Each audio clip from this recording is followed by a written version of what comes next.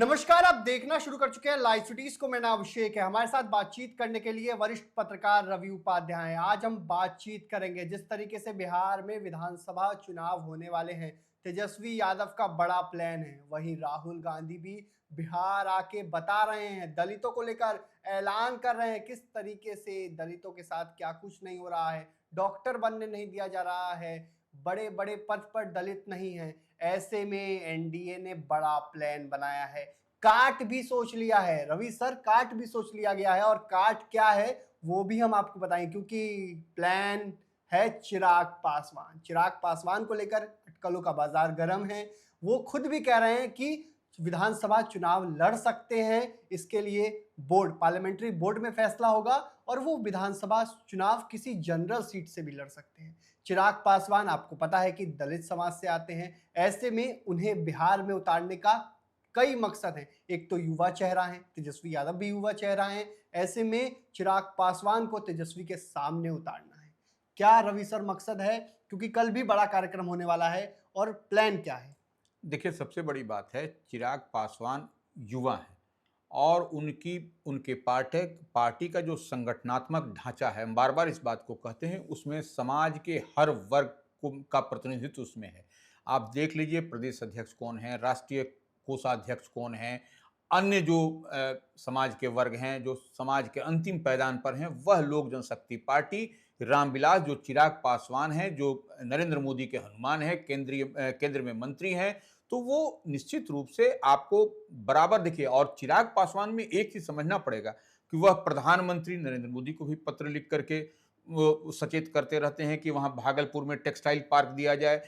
अब जो कुढ़नी की जो घटना हुई, उस पर उन्होंने मुख्यमंत्री नीतीश कुमार को पत्र लिख करके कहा कि कठोर कार्रवाई सुनिश्चित की जाए। कौन लोग हैं ऐसे लोग? तो ये देखिए, ये हैं चिराग पासवान। चिराग पासवान आम आवाम की बात करते हैं, और इस बार तो अब उनकी पार्टी की ओर से प्रदेश जो कमिटी है, प्रदेश जो राष्ट्रीय कार्यकारिणी है, उससे जो है सो पारित कर दिया गया कि चिराग पासवान इस बार चुनाव लड़ेंगे। और उनकी पार्टी की ओर से कहा भी जा रहा है कि शाहबाद सीट से वो लड़ेंगे। और आप जो बात कह रहे हैं, निश्चित रूप से कल एक बड़ा सम्मेलन प्रमंडलीय स्तर पर कई जो आरा में होने जा रहा है, रमना मैदान में नव संकल्प महासभा चिराग पासवान की पार्टी की ओर से, ये एक बड़ी तैयारी है। और आसपास के जिले में आप जो है सो तमाम जो है सो उनकी पार्टी संगठन से जुड़े हुए लोग आएंगे। और देखिए, एक बात और है, अब आप कहिएगा कि आरा क्यों? आपने देखा कि था कि आरा लोकसभा का परिणाम क्या निकल करके आया था। कद्दावर चेहरा लोकसभा में जो थे, पूर्व केंद्रीय मंत्री, वह हार गए थे, आरके सिंह।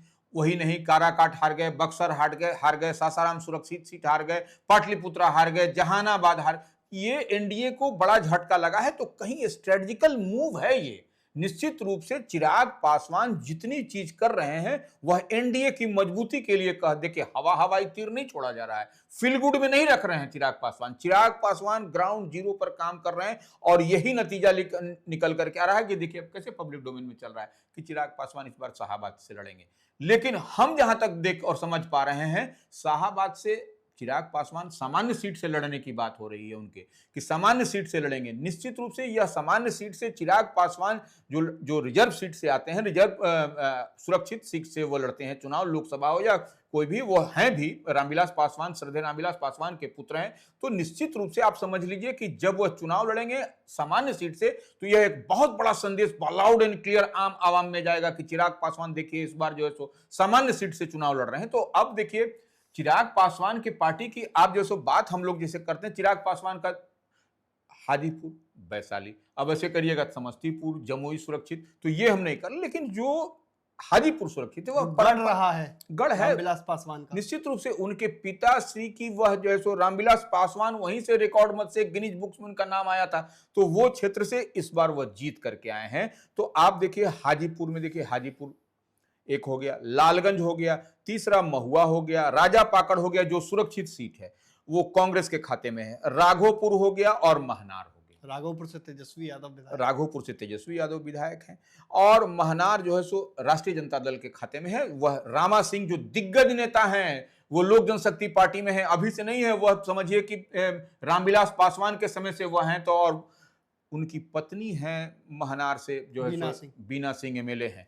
तो वो अब जब रामा सिंह जब लोक जनशक्ति पार्टी में है, चिराग पासवान के साथ मजबूती से कंधा मिला करके चल रहे हैं, तो उनकी पार्टी भी जो उनकी पत्नी भी जो है सो रामा सिंह की पत्नी बीना सिंह भी जो है सो लोजपा में ही है। तो इस बात से कौन इनकार करेगा। तो अब देखिए ये सामान्य सीट की हम बात कर रहे हैं इतना। अब आप चलिए वैशाली उससे लगा हुआ जो बीना सिंह जो सांसद हैं लोकसभा की, वह में इन्हीं की पार्टी चिराग पासवान की पार्टी से, तो वह अब दोबारा सांसद बनी। अब देखिए वैशाली एक सीट है, जेडीयू के खाते में है। हाँ वो देखिए अब कांटी है, आरजेडी के खाते में है, इसराइल मंसूरी है। बरुराज है भारतीय जनता पार्टी, बीजेपी। पारू है भारतीय जनता पार्टी, साहेबगंज है भारतीय जनता पार्टी, मीनापुर है जो है आरजेडी, मुन्ना यादव विधायक है। तो ये देखिए, तो ये अब कई सारी सीटें हैं। अब देखिए लोग जो अटकलें लगा रहे हैं, जो लोग कह रहे हैं कि फलना जगह से लड़ेंगे, तो हम ऐसा भी तो हो सकता है कि हाजीपुर उनका जो कर्म भूमि रही है उनके पिता से, तो वो जब जनरल सीट से लड़ना होगा तो वो हाजीपुर के माने लोकसभा सीट जो है वहां से काहे नहीं लड़ेंगे कोई विधानसभा सीट लेकर के, या फिर वैशाली से क्यों नहीं लड़ेंगे, जो वैशाली भी लंबे समय से लोक जनशक्ति पार्टी की जब उनके पिताश्री रहते थे तब से वह सीट है। तो देखिए सबसे बड़ी बात है कि वह कहीं से लड़ सकते हैं किसी भी जनरल सीट से। और यही देखिए अब कांग्रेस जो तैयारी कर रही है, राहुल गांधी जो तैयारी कर रहे हैं, अपने राहुल गांधी को आपने देखा कि जो है सो कांग्रेस के प्रदेश अध्यक्ष राजेश राम को दलित को बनाया, शकील अहमद खान को कांग्रेस विधायक दल का नेता बनाया विधानसभा में। अब दूसरी तरफ चिराग पासवान जो आपको ये जो तेजस्वी यादव हैं जो राजद की कमान संभाले हुए हैं, इंडिया ब्लॉक महागठबंधन की ड्राइविंग सीट पर है, चीफ मिनिस्टर चेहरा है महागठबंधन की ओर से, वह भी देखिए कहीं ना कहीं कुछ ना कुछ खेल कर रहे हैं, बड़ा खेल कर रहे हैं और बड़ी तैयारी में है। तो आपको जब युवा की बात आएगी तो निश्चित रूप से चिराग पासवान युवा है, तेजस्वी युवा है तो चिराग पासवान भी युवा है, क्राउड पुलर है चिराग पासवान। तो जिस तरीके से लालू प्रसाद यादव को कहा जाता है क्राउड पुलर, उसी तरह से आपको चिराग पासवान भी क्राउड पुलर है। तो ये इस बात को समझिए कि जो तैयारी महागठबंधन इंडिया ब्लॉक की हो रही है, तो निश्चित रूप से चिराग पासवान भी जो है सो बड़ी उनकी एनडीए की ओर से बड़ी तैयारी है। सवाल ये है कि चिराग पासवान ने भी शाहबाद क्षेत्र चुना अपनी शुरुआत करने के लिए। पीएम मोदी भी बीते दिनों आए थे, किस तरीके से 30 मई को पीएम मोदी ने रोहतास के विक्रमगंज में एक बड़ी सभा की थी। बिल्कुल, इस सभा में पीएम मोदी ने ऐलान भी किया था, और शाहबाद में किस तरीके से एनडीए की क्या स्थिति हुई लोकसभा चुनावों में, ऐसे में पीएम मोदी ने क्या ग्रीन सिग्नल दे दिया है चिराग पासवान को शाहबाद में, इसलिए ये कार्यक्रम हो रहा है। देखिए ग्रीन सिग्नल और लाल सिग्नल की बात नहीं, बात ये है समझना पड़ेगा। हम एक लाइन से बता दिए कि सारा काराकाट से लेके सब कुछ मैंने आ रहा सब कुछ मैंने लोकसभा में बहुत बड़ा डेंट लगा, बहुत बड़ा झटका लगा, जोट लगा, इसलिए चिराग को भी उतार दिया सबसे पहले। अब देखिए यही हम करें, ये बहुत बड़ा, इसको बारीकी से समझना पड़ेगा, सिर्फ इस तरह हु करके नहीं करना पड़ेगा। ये समझना पड़ेगा कि चिराग पासवान का जो आपको जो आरा में जो कल होने जा रही है सभा, निश्चित रूप से नवसंकल्प सभा, एक मैसेज देने की बात है। और ये आपको चिराग पासवान सभा को संबोधित करेंगे, जब चिराग पासवान की पार्टी की ओर से तैयारी किया जा रहा है, तो आप इसको थोड़ा सा पीछे चलिए। 30 मई को चिराग पासवान ने रोहतास के विक्रमगंज में प्रधानमंत्री की सभा के बाद अपने पार्टी की वर्कर, अपने कार्यकर्ताओं के साथ बैठक गुफ्तगू की थी, और उसके बाद से ही यह तैयारी जोर शोर से हो रही है कि जो है सो आपको रमना मैदान में वहां दिखाई पड़ेगा। और यही नहीं, अब आप चलिए उपेंद्र कुशवाहा, 25 तारीख को उन्होंने भी किया था, वही शाहबाद क्षेत्र से शुरुआत की है। बिल्कुल, और मुजफ्फरपुर में वो भी कल करने वाले हैं। वही हम कह रहे हैं कि देखिए वह भी जो है सो आपको मुजफ्फरपुर में भी कल जो है सो राष्ट्रीय लोक मोर्चा, उपेंद्र कुशवाहा जिसके राष्ट्रीय अध्यक्ष हैं, उनकी पार्टी की ओर से भी एक बड़ा आयोजन किया गया, वह भी प्रमंडलीय स्तर पर किया गया है, वह परिसीमन को लेकर के। तो ये देखिए बड़ी बात कहीं ना कहीं दिखाई पड़ रही है। और आप ये खाली देखिए, पॉलिटिक्स में किसी बात को डॉट से डॉट मिलाना पड़ता है, उसको डिकोड करना पड़ता है। तो डिकोड करिएगा, डॉट से डॉट मिलाइएगा, तो स्पष्टता के साथ आपको दिखाई पड़ेगा चिराग पासवान इधर आरा में कर रहे हैं, उपेंद्र कुशवाहा उधर मुजफ्फरपुर में कर रहे हैं, तो वह भी प्रमंडलीय स्तर पर कई जिलों को मिला करके कर रहे हैं। तो ये, और चिराग पासवान ने तो आज बाखूबी कह दिया कि आरा में बड़ा कार्यक्रम होगा, 8 से 10 बड़ा कार्यक्रम हर प्रमंडलीय स्तर पर उनकी पार्टी की ओर से आयोजित होगा। और यह भी कह दिया कि हाँ मैं विधानसभा चुनाव लड़ूंगा, उसके पीछे जो है सो पार्टी की सोच है, जो हम जितनी बात कह रहे हैं वही बात चिराग पासवान भी कह रहे हैं, पार्टी की सोच है। और देखिए संसदीय बोर्ड इसको तय करेगा। संसदीय बोर्ड देखिए, यह आप मान लीजिए कि भारतीय जनता पार्टी जो बड़ी पार्टी है बिहार में या देश के स्तर पर, तो कहीं ना कहीं उधर से सिग्नल है कि चिराग पासवान चुनाव लड़ेंगे।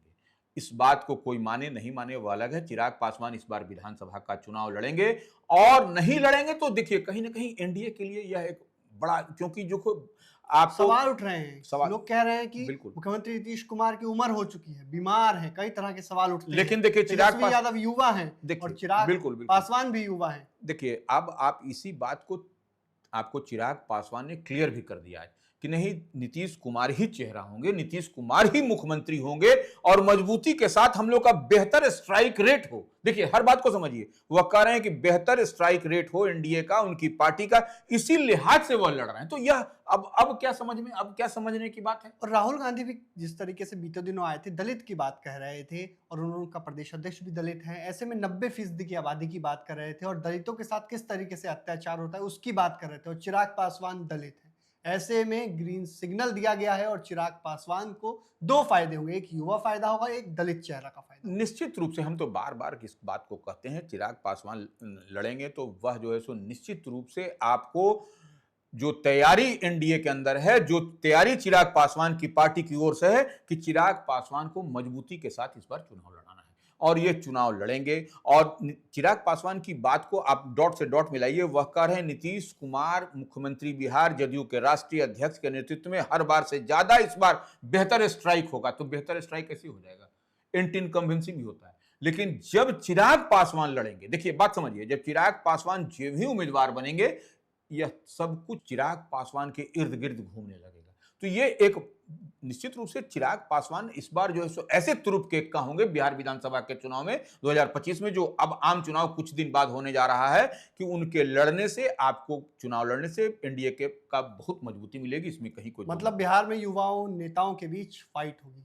बिल्कुल। देखिए चिराग पासवान युवा हैं, तो चिराग पासवान जो ही इधर से कैंडिडेट होंगे, तो आप इस बात को समझ लीजिए कि तेजस्वी फिर अब क्या रणनीति बनाएंगे, राहुल गांधी क्या रणनीति बनाएंगे। तो देखिए अब देखिए राहुल गांधी आए, नीतीश कुमार के गढ़ में कल गए, तो वहां जाकर के वहां पर देखिए 36% पूरे बिहार में, एकदम ऑन रिकॉर्ड हम बता रहे हैं, 36% ओबीसी और ईबीसी की आबादी है, और यही 36% मुस्लिम और यादव की आबादी है। तो यही, अब देखिए परसेंटेज को आप खाली घेरिए, तो इसी चीज को रोकने की कवायद में राहुल गांधी कल नीतीश के गढ़ में गए थे। कहें कि बिहार शरीफ नालंदा जो है सो ओबीसी और ओबीसी का गढ़ माना जाता है, तो वहां पर जाकर के उसी को डेंट करने की कवायद में जहां राहुल गांधी लगे हैं, वहीं आपको चिराग पासवान भी देखिए जब लड़ेंगे, तो यह सब कुछ आपको फेरबदल होता हुआ दिखाई पड़ेगा। तो चिराग पासवान को बीजेपी की ओर से ग्रीन सिग्नल मिला हुआ है, क्योंकि लड़ना है, और इस बार युवाओं की बात हो रही है। युवाओं की बात इसलिए भी हो रही है क्योंकि रोजगार मॉडल है, एक तरफ सरकार रोजगार भी दे रही है, ऊपर से युवा की बात होगी, तो चिराग पासवान को बिहार में लड़ाना ही होगा, कि इस तरफ से कोई युवा उतना मजबूत चेहरा नहीं था। ऐसे में चिराग के आ जाने से एक मजबूत चेहरा एनडीए को मिलेगा। देखिए निश्चित रूप से मिलेगा। और आज देखिए चिराग पासवान मुजफ्फरपुर भी जा रहे हैं, जो जो घटना हुई है मुजफ्फरपुर मामले, घटना को जो लेकर कुढ़नी में जो दुष्कर्म दुष्कर्म का जो मामला है, या तो वो उसके पीड़ित परिवार से 2 जगह उनका कार्यक्रम लगा है वहां कुढ़नी में, दोनों जगह जाएंगे, मिलेंगे और परिवार से मिलकर सांत्वना देंगे। तो यह एक बड़ा बात है, लाउड एंड क्लियर मैसेज है। चिराग पासवान हम बता रहे हैं कि जो 30 मई को वह जो है सो बैठक की है विक्रमगंज में। आप देखिए कि 17 मई को प्रधानमंत्री मोदी को पत्र लिख रहे हैं कि भागलपुर में 3 जून को नीतीश कुमार को लिखा पत्र। हाँ, 3 जून को जो है सो नीतीश कुमार को पत्र लिखा। तो यह सब देखिए, वह लगातार वो जितनी, और वह देखिए चिराग पासवान जितनी बात कह रहे हैं, उसको कोई भी समझदार व्यक्ति समझेगा कि वो सरकार में उनका कोई न एमएलए है, न एमएलसी है, न कोई मंत्री है। लेकिन हाँ, डबल इंजन की सरकार है, केंद्र में नरेंद्र मोदी कैबिनेट मिनिस्टर है, इस लिहाज से वह जितना उनसे बन पड़ता है वह करते हैं उसमें। तो आपने जाना ही किस तरीके से चिराग पासवान का प्लान क्या है, एनडीए का प्लान क्या है, क्योंकि उपेंद्र कुशवाहा भी बड़ी तैयारी में है। उपेंद्र कुशवाहा का भी कल बड़ा कार्यक्रम है, और चिराग पासवान का भी कल बड़ा कार्यक्रम है। देखना होगा मंच से चिराग पासवान क्या कुछ कहते हैं, किस तरीके से अपने विरोधियों पर निशाना साधते हैं और क्या कुछ बड़ा ऐलान करते हैं। लेकिन बिहार में इस बार युवाओं नेताओं के साथ फाइट होने की उम्मीद है और बड़ी चुनौती है। बिहार में कौन जीतेगा कौन हारेगा ये तो विधानसभा चुनाव में पता चलेगा, लेकिन तेजस्वी यादव की बड़ी तैयारी के बीच बीजेपी ने बड़ा खेल खेल दिया है, चिराग पासवान को उतार दिया है मैदान में। तो बने रहिए लाइव सिटीज के साथ, हमारे यूट्यूब चैनल को सब्सक्राइब करिए, फेसबुक पेज को लाइक करिए। धन्यवाद।